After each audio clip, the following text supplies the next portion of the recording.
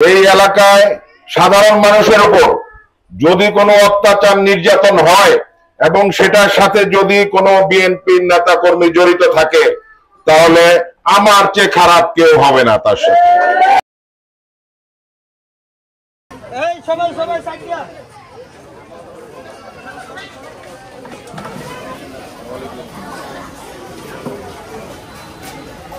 শেখ হাসিনা মানুষের কথা চিন্তা করতো না, সে চিন্তা করত যে 500 মানুষ যদি আমার হাতে থাকে তাহলে ক্ষমতা আমার হাতে, ঠিক কিনা? সে বাংলাদেশের জনগণের মানুষের ভোটের কথা সে চিন্তা করতো না। এই 500 কে কিছু সচিব, কিছু পুলিশের বড় বড় কর্মকর্তারা, মনে করেন যে কমিশনাররা, এই গাজীপুরের কমিশনার, চিটাগাংয়ের কমিশনার এবং পুলিশের আইজি, বিভিন্ন বাহিনীর প্রধান, কারণ তারাই তাকে ক্ষমতায় রাখবে। আপনাদের ভোটের তো তার দরকার নাই। বিএনপির ভারপ্রাপ্ত চেয়ারম্যান তারেক বলেছেন, উনি 31 দফা ঘোষণা করেছেন বাংলাদেশের মানুষের ভাগ্য উন্নয়নের জন্য। এই 31 দফায় বলা আছে যে উনি এই যে হাসিনা যে রাষ্ট্রটাকে ধ্বংস করে দিয়ে গেছে, এই রাষ্ট্রটাকে উনি কিভাবে মেরামত করবেন। তো এটা যারা পড়তে পারেন তারা নিশ্চয়ই পড়ছেন, আর না পড়লেও হয়তো আপনারা অন্যের মুখ থেকে শুনছেন বা জানবেন, জানার চেষ্টা করবেন। এই 31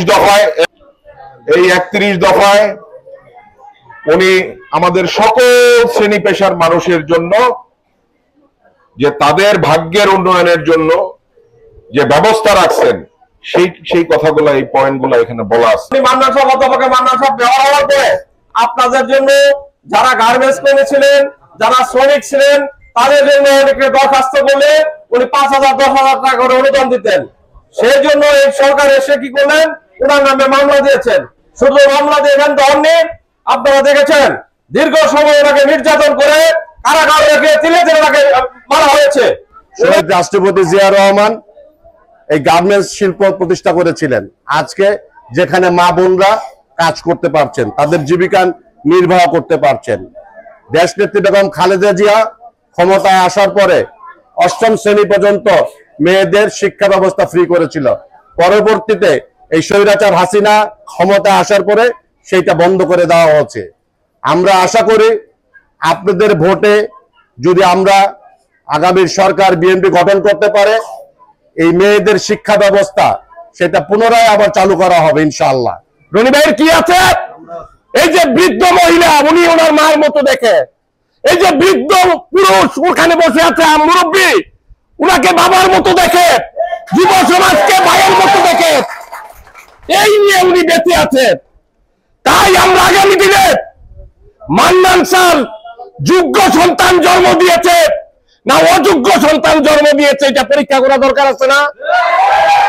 আছে। যে সবচেয়ে জনপ্রিয় দল মত নির্বিশেষে সেই প্রিয় নেতা মান্নান স্যার, আর তারই সন্তান এম মঞ্জুরুল করিম রনি। মান্নান স্যার তার সন্তানকে যোগ্য না অযোগ্য এটা আমাদের দেখার একটাবার সুযোগ দিতে হবে, এবং এই সুযোগটা আমরা সবাই দিব ইনশাআল্লাহ। ধানের শীষকে বিজয়ী করে বাংলাদেশে দেশনেত্রী বেগম খালেদা জিয়া তারেক রহমানের সরকার আমরা গঠন করতে চাই। বিএনপির অবিসংবাদিত নেতা প্রফেসর এম এ মান্নান স্যারের সুযোগ্য সন্তান মঞ্জুরুল করিম রনিকে ধানের শীষের প্রতীক দিয়ে প্রার্থী হিসেবে গাজীপুর 2 নির্বাচন এলাকায় দিবেন। পুলিশের গুলি লাগছে, তারপরে আপনি কার্ড পান নাই? না, আমাকে কোনো কার্ড কিছু দেওয়া হয় নাই। ওই মেডিকেলের সার্টিফিকেট, কাগজপত্র আমার কাছে সবকিছু আছে, আমাকে কিছু দেয়নি। আমি অনেক জায়গায় জমা দিয়েছি, সবাই খালি জমা দিয়েছে, কিন্তু আমাকে কিছু সহযোগিতা করেনি। বহুত কষ্টে জীবন যাপন কাটাইছি। আমার স্বামী মারা গেছে 6 বছর ধরে। অনেক দুঃখিত আমি। আমার একটা কার্ড দেয় না, অনেক জায়গায় আমি কার্ডে জমা দিই। আমার দিন অনেক কষ্টে যায়, আমার জীবনটা অনেক কষ্টে। আর এই যে আমাদের মা বোনেরা যে কিছু সমস্যার কথা বললেন, তাদের যে সমস্যাগুলো আছে, এখন কিন্তু যেহেতু স্থানীয় সরকার নাই, কাউন্সিলর নাই, এই জন্য অনেক সুবিধাদি কিন্তু বন্ধ আছে। আমরা কিন্তু ব্যক্তিগতভাবে যতটুকু পারছি মানুষকে সহায়তা করার চেষ্টা করছি, কিন্তু আমি ব্যক্তি যা করতে পারবো আর একটা সরকার, এটা তো বিশাল তফাৎ না? ঠিক কিনা? একটা মন্ত্রী এমপি যা করতে পারে আর আমি একটা সাধারণ মানুষ কি তা করতে পারবো? তা আমি তো আপনাদের মতো সাধারণ মানুষই। আপনারা যদি ধানের শীষকে বিজয়ী করেন, ধানের শীষের যে প্রার্থী সে যদি এমপি হয়, মন্ত্রী হয়, তখন না সে আপনাদের কাজ করতে পারবে, এলাকার উন্নয়নের কাজ করতে পারবে, আপনাদের কাজ করতে পারবে। আমি আছি আপনার